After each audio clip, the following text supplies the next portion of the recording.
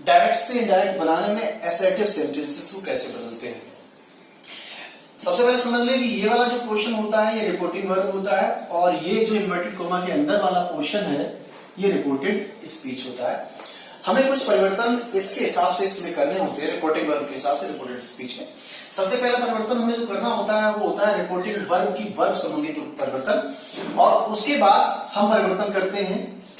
एक नजर में हम लिख लेते हैं। सबसे पहला परिवर्तन हम करेंगे रिपोर्टिंग वर्ब में परिवर्तन देखेंगे। फिर दूसरा परिवर्तन हम करेंगे कंजंक्शन संबंधी परिवर्तन करेंगे। तीसरा परिवर्तन हम करेंगे प्रोनाउन संबंधी, और फिर चौथा परिवर्तन हम देखते हैं नियर टेंस संबंधी चौथा परिवर्तन, और पांचवा परिवर्तन जो इस वाक्य में हम देखेंगे वो होगा नियरनेस शोइंग वर्ड्स को डिस्टेंस शोइंग वर्ड्स में बदलना। चलिए, तो सबसे पहले हम रिपोर्टिंग वर्ब की बात करते हैं। रिपोर्टिंग वर्ब यहां से यहां तक इस क्लॉज को कहते हैं। दो क्लॉज है इसमें, एक क्लॉज ये है और एक क्लॉज ये है। इन दोनों क्लॉजेस को मिला के हमें एक क्लॉज करना है जब हम डायरेक्ट से इनडायरेक्ट बना रहे होते हैं तब। तो यहाँ ये रिपोर्टिंग वर्ब है जिसमें एक सब्जेक्ट आता है और एक ऑब्जेक्ट और एक वर्ब। इस वर्ब को ध्यान से देखिए, प्रेजेंट में हो सकती है, पास्ट में हो सकती है, फ्यूचर में हो सकती है। अभी हम केवल ये चर्चा कर रहे हैं कि ये वर्ब जब पास्ट टेंस में होती है, यानी सैड जब लिखा होता है ज्यादातर, तो जब ये पास्ट में होती है तो हमें यहाँ अंदर क्या क्या परिवर्तन करने पड़ते हैं। तो जब ये पास्ट टेंस में होगी तो इसके अंदर हमें ये सारे परिवर्तन करने पड़ेंगे। पहली चीज रिपोर्टिंग वर्ब को बदलना है, दूसरा कंजंक्शन लगाना है, तीसरा प्रोनाउंस बदलना है, चौथा टेंस बदलना है, और पांचवा इसके जो नियरनेस शोइंग वर्ड्स हैं, यानी समीपता दिखाने वाले जो शब्द हैं उनको हमें दूरी दिखाने वाले शब्दों में बदलना है। चलिए प्रयास करते हैं और शुरू करते हैं रिपोर्टिंग वर्ब से। ये जब वाक्य असर्टिव होता है तो हम उसकी बात कर रहे हैं। असर्टिव वाक्य वो होते हैं जिनमें सबसे पहले सब्जेक्ट आता है, फिर वर्ब आती है और फिर अदर वर्ड्स आते हैं। तो इसमें ऐसा ही फॉर्मेशन है। हम इसको बनाना शुरू करते हैं। जॉन सेड टू को टोल्ड में बदल लेते हैं जब कोई सुनने वाला उपलब्ध होता है, ऑब्जेक्ट जब आया होता है सब्जेक्ट के साथ। जॉन टोल्ड, तो पहली चीज हमने सेड टू को टोल्ड में बदला। John told Lakshmi. अब इस वाक्य को इसमें जोड़ना है, यानी इस क्लॉज को इस क्लॉज में जोड़ना है। इन्वर्टेड कोमा हटा देंगे और इसके स्थान पे हम दैट कंडीशन का ही प्रयोग करेंगे। जब हमारा ये वाला इन्वर्टेड कोमा के अंदर वाला वाक्य जब असर्टिव होता है तब हम केवल दैट कंडीशन का प्रयोग करते हैं। और फिर इसको ये जो प्रोनाउंस आए हुए हैं, यहां देखिए आई प्रोनाउन आया है और हर प्रोनाउन आया है। आई जो होता है वो हमेशा कहने वाले के लिए होता है, आई मी माई सेल्फ, ये सब जॉन के लिए आएंगे। जॉन का मतलब कोई भी सब्जेक्ट हो उसके लिए जो बोलने वाला है। और सी हर या ही हर दे, ये सब जो होते हैं वो थर्ड पर्सन के लिए आते हैं, वो सुनने वाले के लिए भी नहीं होते हैं, वो किसी थर्ड पर्सन के लिए होते हैं। यहां हालांकि लक्ष्मी के लिए आया हुआ है। चलिए परिवर्तन देखते हैं। John told Lakshmi that I am very happy. I means मैं, यहां जॉन के लिए, यानी ही, जॉन एक लड़का है, that he was very happy to be there. Here को हमने देयर मतलब देयर इन, दिस को दैट में, दैट विलेज विद हर, तो विथ हर। एक नजर डाल के देख लेते हैं कि हमने क्या क्या परिवर्तन किए। जब हम डायरेक्ट से डायरेक्ट बदलते हैं तो सबसे पहला परिवर्तन रिपोर्टिंग वर्ब में करते हैं। रिपोर्टिंग वर्ब में जो सैड है या सैड टू है उसको हम नियम के अनुसार बदलते हैं। अगर अकेला सैड आया है, सुनने वाला कोई नहीं, तो सैड ही रखते हैं। और अगर सैड के बाद कोई सुनने वाला है, जैसे यहाँ टू लक्ष्मी आया, तो हम उसे टोल्ड में बदल देंगे। ये तब करेंगे जबकि ये हमारा इन्वर्टेड कोमा वाला वाक्य असर्टिव सेंटेंस हो। तो जॉन टोल्ड लक्ष्मी दैट। अगला परिवर्तन हमने दैट किया। दैट जो परिवर्तन है वो कंजंक्शन संबंधी परिवर्तन है। कंजंक्शन दैट है, यहाँ दैट वो कंजंक्शन होता है जो दो, कंजंक्शन वो शब्द होते हैं जो दो वाक्यों या दो वर्ड्स को जोड़ने का काम करते हैं। यहाँ ये दो क्लॉज को जोड़ रहा है, दो छोटी छोटी क्लॉज को। इस क्लॉज को इस क्लॉज से जोड़ने के लिए हमने कंजंक्शन दैट का प्रयोग किया है। ये एक नियम के तहत है। जब ये वाक्य असर्टिव होता है और इस क्लॉज में जोड़ा जाता है तो हम दैट का ही प्रयोग करते हैं, इन्वर्टेड कोमास को हटा देते हैं, दैट ही। अगला परिवर्तन हमने ये किया है प्रोनाउन संबंधी।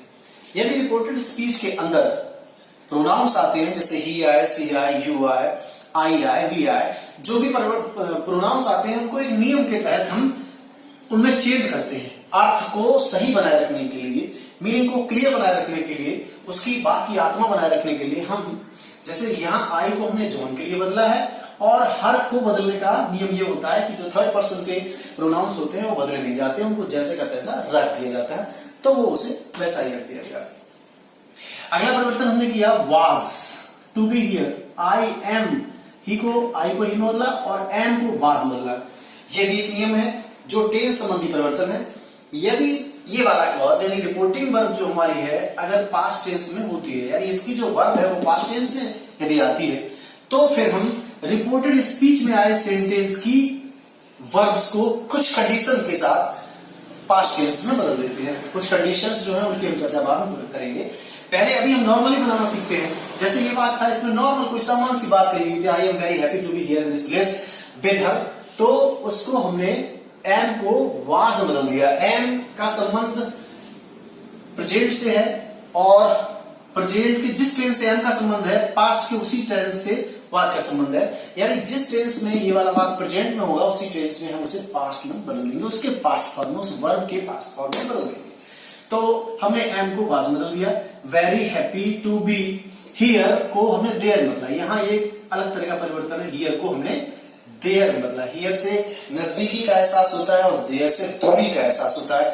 ये ऐसा हम तब करते हैं जब हम डायरेक्ट से इनडायरेक्ट में बदल रहे होते हैं और जब हमारी रिपोर्टिंग वर्ब पास्ट टेंस में होती है। बहुत गौर से समझिए इसे, यहां जब पास्ट टेंस होगा तभी ये वाला परिवर्तन होगा। नियरनेस शोइंग वर्ड्स को तभी बदलेंगे जब यहाँ पास्ट टेंस होगा। और दूसरा परिवर्तन जो ये वाला था टेंस संबंधी, तो ये वाला परिवर्तन और ये दोनों परिवर्तन टेंस संबंधी और नियरनेस शोइंग, ये दोनों तभी होते हैं जबकि यहाँ पास्ट टेंस होता है। यानी जब रिपोर्टिंग वर्ड पास्ट टेंस में होती है तभी इन नियरनेस शोइंग वर्ड्स को हम बदलते हैं और तभी इन क्रियाओं के टेंस को बदलते हैं। अगर ये प्रेजेंट में है या फ्यूचर में हो तो ऐसा नहीं करते हैं। नेक्स्ट एग्जांपल के द्वारा ये समझते हैं। John will say to Lakshmi, I am very happy with her in this village. उस वाक्य में यहाँ जो वर्ब थी वो पास्ट टेंस में थी, ये सैड था। लेकिन यहाँ देखिए इस वाले क्लॉज में जो रिपोर्टिंग वर्ब की वर्ब है वो फ्यूचर टेंस में है, ठीक है।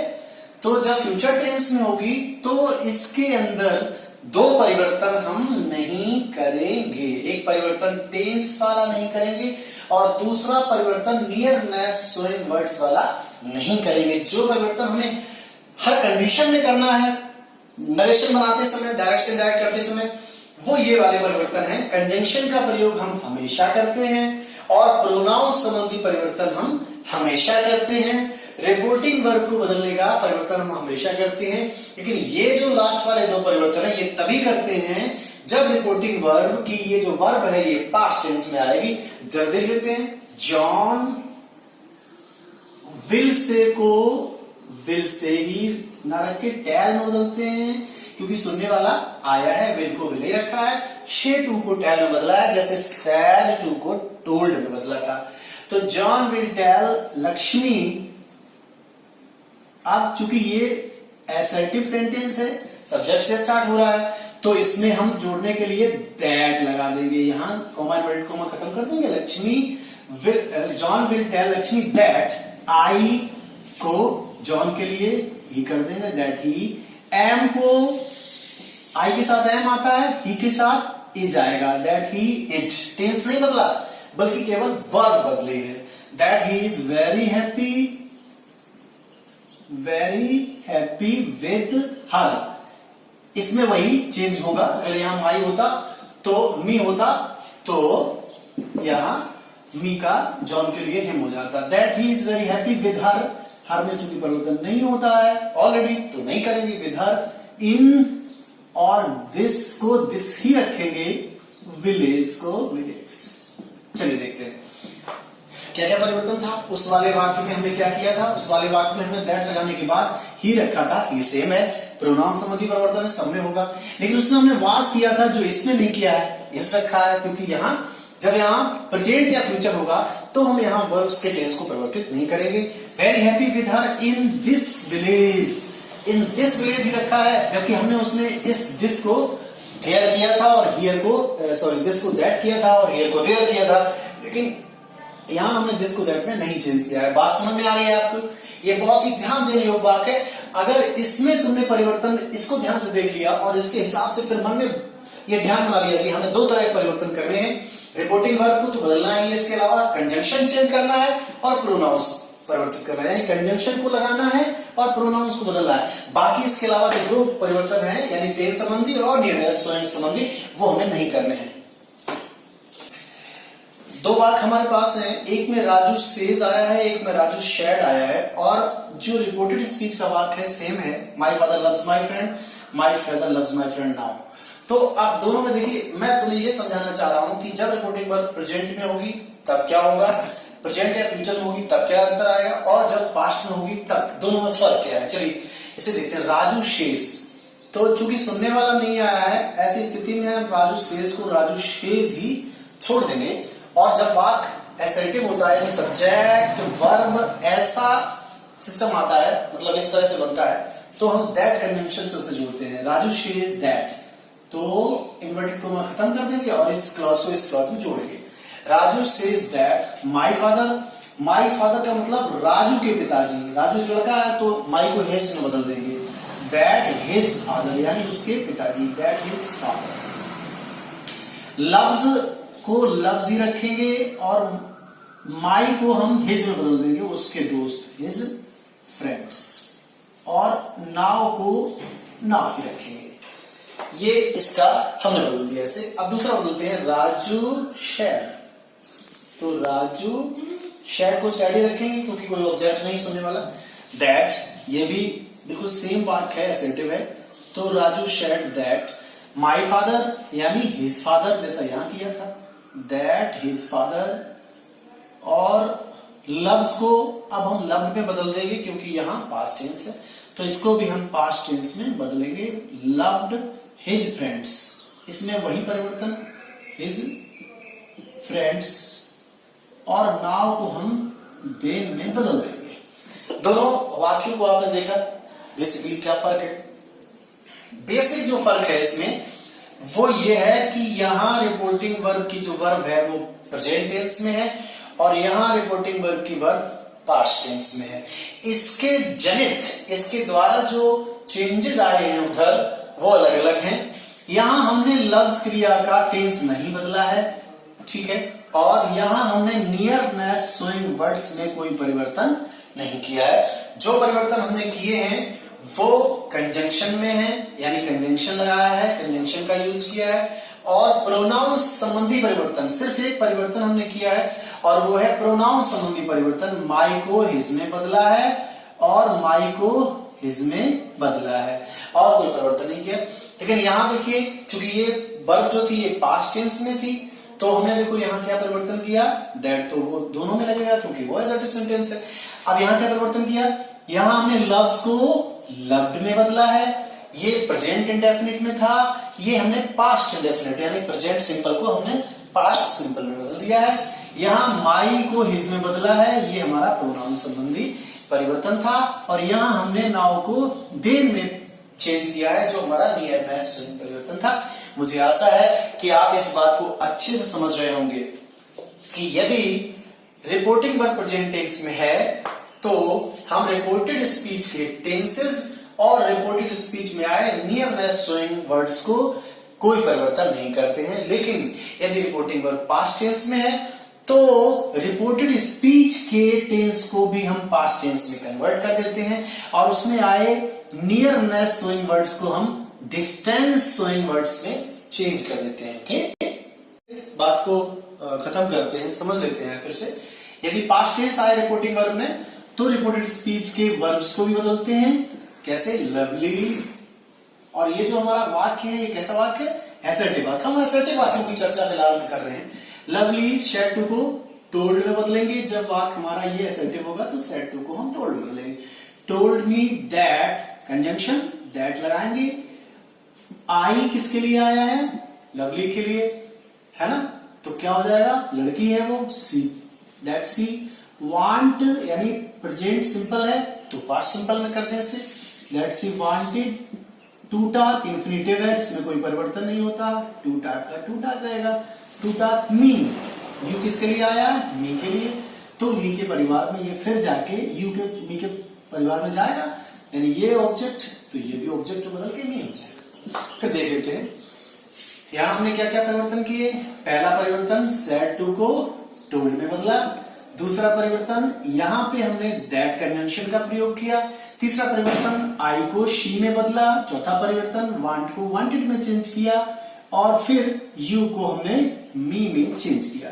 कितने तरह के परिवर्तन हुए? रिपोर्टिंग वर्ब का परिवर्तन, टोल्ड में बदला, कंजंक्शन का परिवर्तन, दैट लगाया, प्रोनाउंस का सी आई को शी में बदला और यू को मी में बदला, टेंस का परिवर्तन, वांट को वांटेड में बदला और नियरनेस शोइंग कोई वर्ड इसमें आया नहीं। इस तरह से हमने इस असर्टिव वर्ब को ठीक से बना दिया। इसके आगे हम चर्चा करेंगे प्रोनाउन संबंधी परिवर्तन और टेंस संबंधी परिवर्तनों की विस्तार में, लेकिन वो अगले वीडियो में संभव होगा। तब तक मेरा आप सभी से निवेदन है कि जो भी एक्सरसाइजेज आपके पास उपलब्ध हों उनमें इन वाक्यों की प्रैक्टिस करने का प्रयास करिए।